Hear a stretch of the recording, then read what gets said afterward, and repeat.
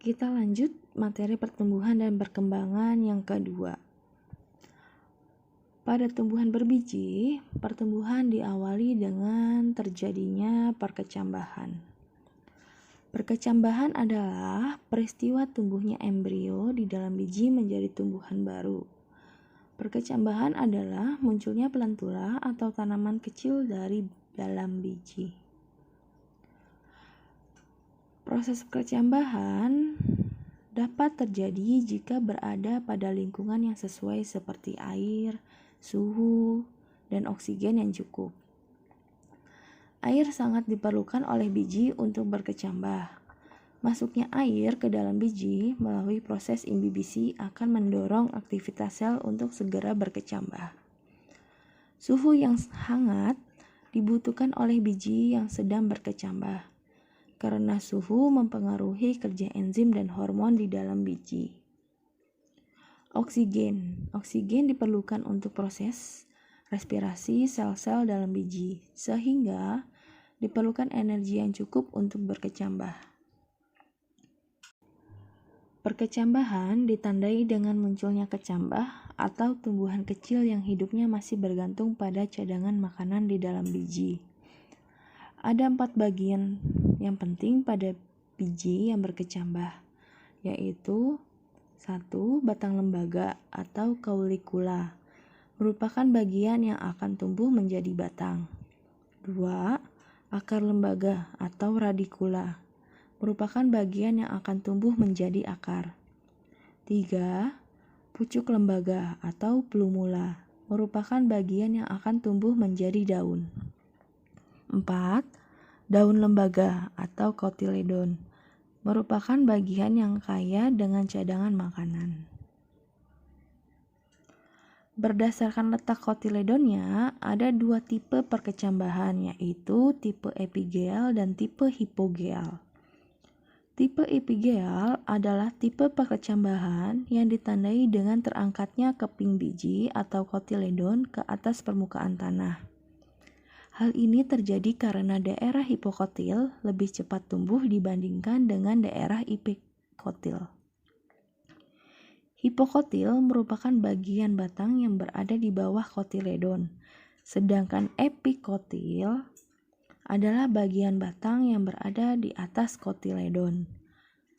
Tipe perkecambahan epigeal banyak ditemukan pada tumbuhan dikotil seperti kacang kedelai, kacang tanah, pepaya, kangkung, dan sebagainya. Tipe hipogeal. Tipe hipogeal adalah tipe perkecambahan yang ditandai dengan tidak terangkatnya keping biji atau kotiledon ke atas permukaan tanah, melainkan tetap di dalam tanah. Hal ini terjadi karena daerah hipokotil lebih lambat pertumbuhannya dibandingkan dengan daerah epikotil. Tipe perkecambahan hipogeal banyak ditemukan pada tumbuhan monokotil, seperti kelapa, padi, jagung, dan sebagainya.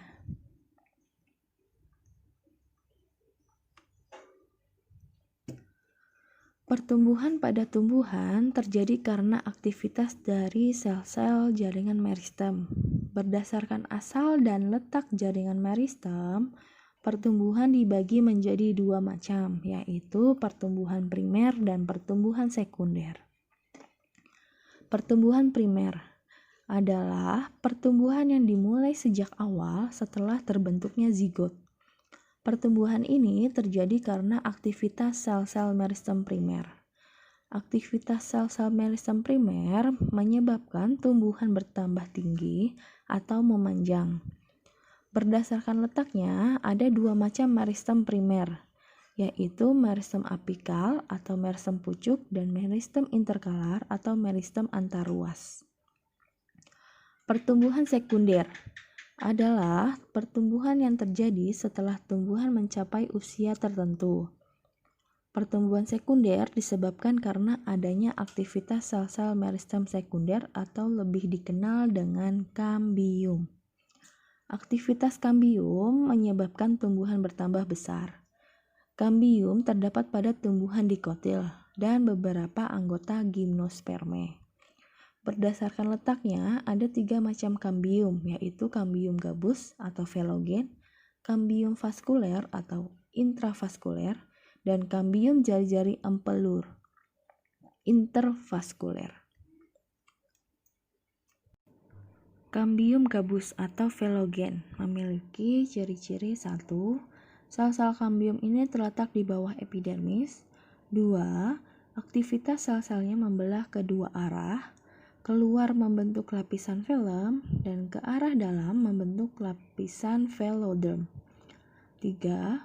Velum dan veloderm selanjutnya akan membentuk lapisan gabus pengganti epidermis.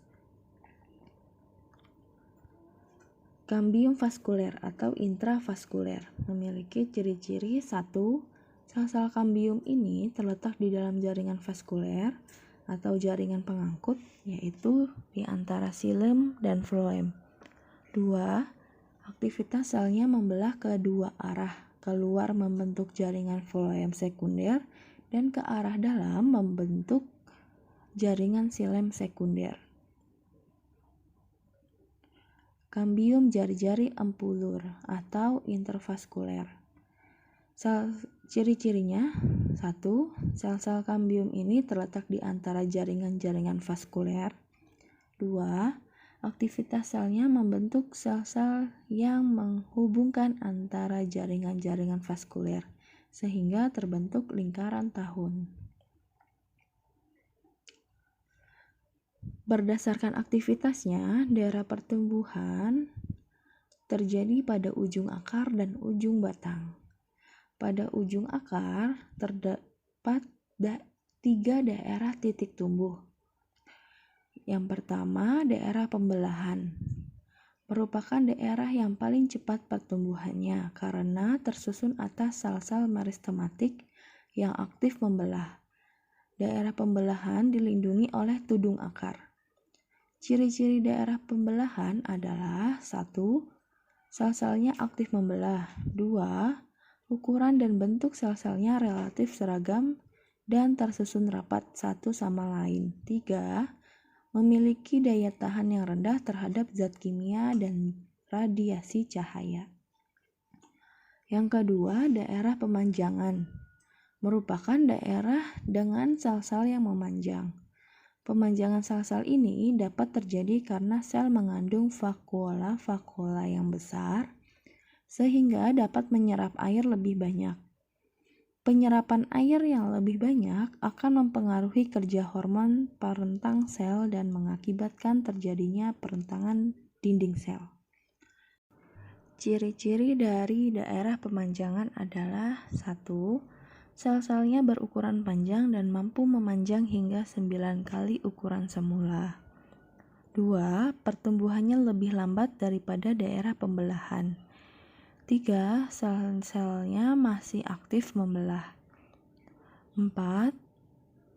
Memiliki daya tahan yang baik terhadap zat kimia dan radiasi cahaya. Daerah yang ketiga, daerah diferensiasi. Merupakan daerah tempat terjadinya spesialisasi fungsi dan struktur sel-sel yang berasal dari daerah pemanjangan. Pada daerah ini terdapat 3 lapisan, yaitu protoderm, meristem dasar, dan prokambium. Ciri-ciri daerah diferensiasi atau zona pematangan. 1. Bentuk sel-selnya lebih bervariasi. 2. Aktivitas pembelahan sel tidak aktif sehingga pertumbuhannya lambat. 3. Memiliki daya tahan yang baik terhadap zat kimia dan radiasi cahaya. Sama halnya dengan ujung akar, batang memiliki 3 daerah titik tumbuh yang terdiri 1. Daerah pembelahan. Daerah pembelahan merupakan daerah yang sel-sel meristematiknya aktif membelah. Sel-sel meristematik ini akan membentuk massa berbentuk kubah yang dibungkus oleh calon daun atau primordial daun. daerah 2, yaitu daerah pemanjangan.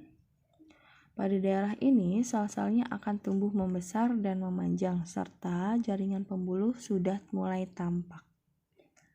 Daerah yang ketiga, daerah diferensiasi atau pendewasaan.